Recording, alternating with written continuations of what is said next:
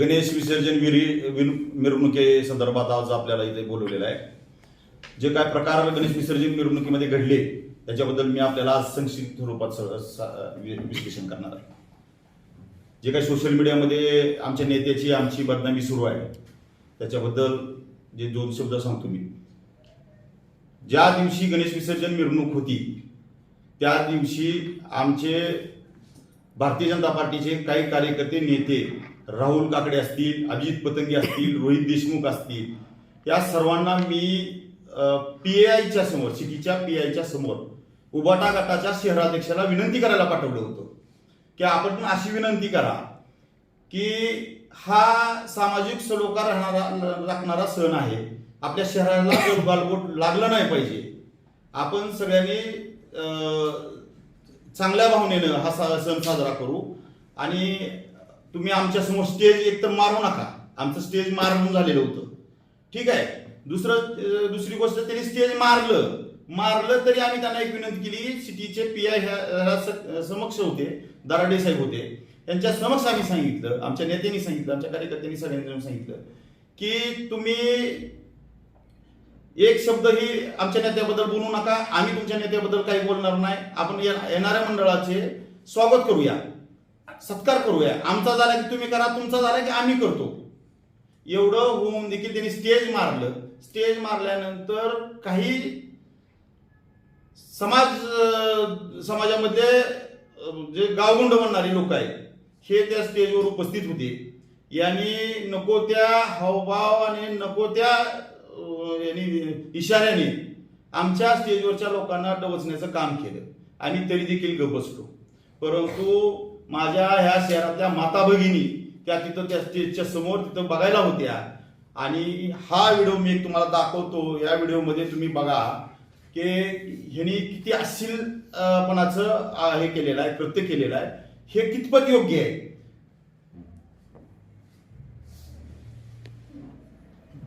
Video बघा ते.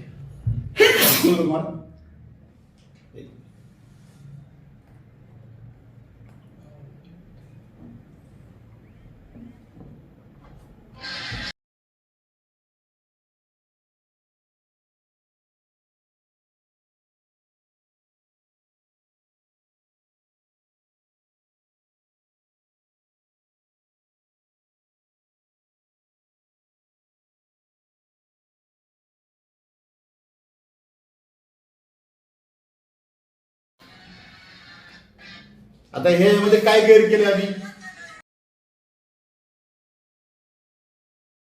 आमच्या नेत्याने काय केलं? आमच्या नेत्याचा आम्ही फक्त हातवरी धरला, हे चुकलं का? आम्ही शेड्यू ठोकला, हे चुकलं का? माझ्या माता भगिनी त्या तिथं शहरामध्ये उपस्थित असताना नको ते हातवारी करणं, हबाडा हा शब्द वापरणं हे कितपत योग्य आहे? हीच संस्कृती आहे ओमराजेंची. आणि ओमराजेंनी आणि कैलास पाटलांनी ह्याला चेरिंग देणे योग्य आहे का? स्मित हास्य करून चेरिंग देणे हे योग्य आहे का? त्याच्या पाठीवर हात टाकणं योग्य आहे का? हे कितपत योग्य आहे हे धाराशिव शहरातील लोक ठरवतील, ही जनता ठरवेल. आताच आमच्या माननीय शहराध्यक्षांनी सांगितलं की आमच्या समोर जे महाविकास आघाडीचं स्टेज होतं त्याच्यावर अश्लील हातवारे करून पूर्ण त्यांनी आमच्याकडे बघून अश्लील हातवारे करून असा एक नाच करत होते. त्याला एक प्रत्युत्तर म्हणून फक्त आम्ही शेड्यू ठोकलं. नाहीतर कसं आहे, आपल्या इथं असा प्रकार आहे की आम्ही ह्यांच्यावर भारी पडलो असा मेसेज हे सोशल मीडियातून परत देतात. हे अश्लील हातवारे करतात. तसं तर आम्हाला नक्कीच जमणार नाही की भाजपची संस्कृती तशी नाहीच आहे. पण त्याला एक उत्तर म्हणून आम्ही फक्त शेड्यू ठोकून असंही त्यातून एक मेसेज दिला की तुम्ही जे हातवारे करताय हे धाराशिवच्या संस्कृतीला शोभणारं नाही आणि त्याला उत्तर म्हणून फक्त आम्ही शेड्यू ठोकलेला आहे. त्याच्यात गैर असं काहीच नाही. आणि मल्हार दादा आमचे नेते तिथे उपस्थित होते, त्यांचा फक्त शहराध्यक्षाने हात उचललेला आहे. त्याच्यामध्ये अश्लील असं कुठलंच कृत्य आम्हाला तर वाटत नाही. हे प्रकार अगोदर घडला, त्यांच्याकडून अगोदर घडला का आपल्याकडून अगोदर? त्यांच्याकडून अगोदर घडला. हे स्पष्ट होण्यासाठी मी त्या दिवशी माझ्या सोशल मीडियावर, फेसबुक असेल किंवा व्हॉट्सअप असेल, त्याच्यावर मी स्टोरी देखील ठेवली होती की हा प्रकार नेमकं सुरुवात कोणी केली. कारण की हे जनतेसमोर समजलं पाहिजे की की मला माहित होतं की नेमकं ह्या गोष्टीचा त्यांनी दुरुपयोग करणारच आहे, पण याचं आम्ही स्पष्टीकरण अगोदरच दिलेलं होतं. आता सुद्धा हा व्हिडिओ आहे आणि अजून एक व्हिडिओ आहे ज्याच्यामध्ये सुरुवात त्यांनी केलेली स्पष्ट दिसते.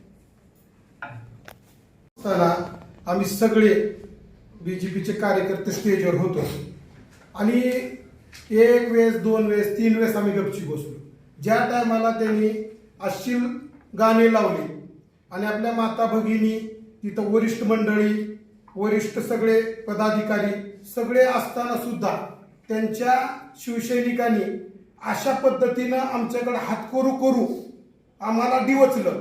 ते डिवचल्यानंतर आम्ही शांत बसलो नाही, पुन्हा आम्ही सुद्धा दंड ठोपटले, मांड्या ठोपटल्या आणि ही पद्धत ह्या धाराशिवच्या जनतेला काही योग्य वाटली नाही.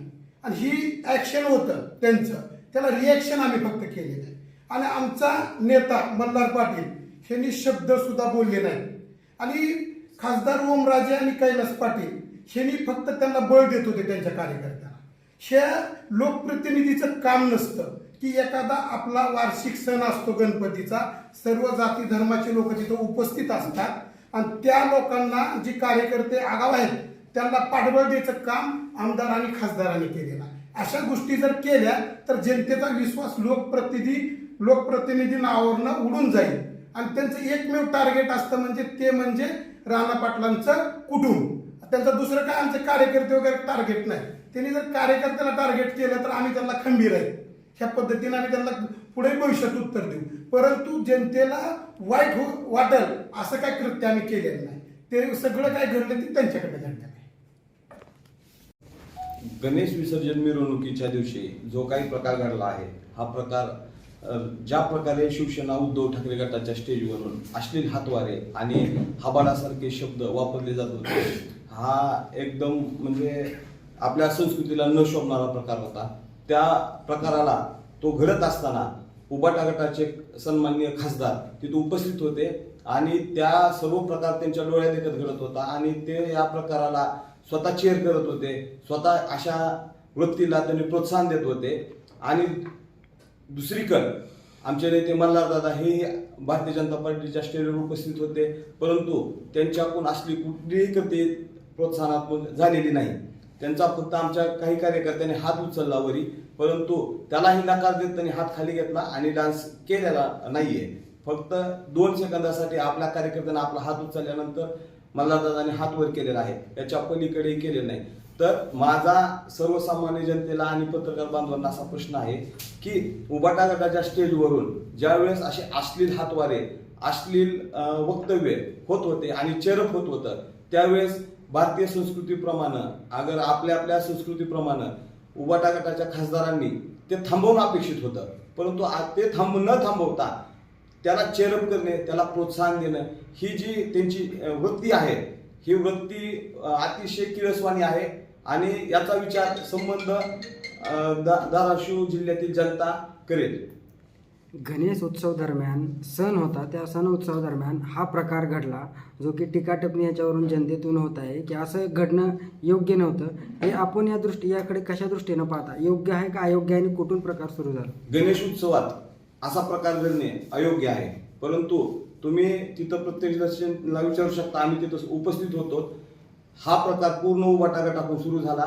त्यांनी अश्लील हातवारी करणे, अश्लील काही गोष्टी करणे, याच्यानंतर भारतीय जनता पार्टीच्या उत्पत्तीने त्यांना हे दिलेलं प्रत्युत्तर होतं. याच्यात भारतीय जनता पार्टीनं कुठेही सुरुवात केलेली नाही आणि भविष्यातही आम्ही अशा प्रकारचं वर्तन आमच्याकडून कधी होणार नाही. परंतु जर त्यांनी आम्हाला असं डवसण्याचा प्रयत्न केला तर त्याला जशा तसं उत्तर मिळेल.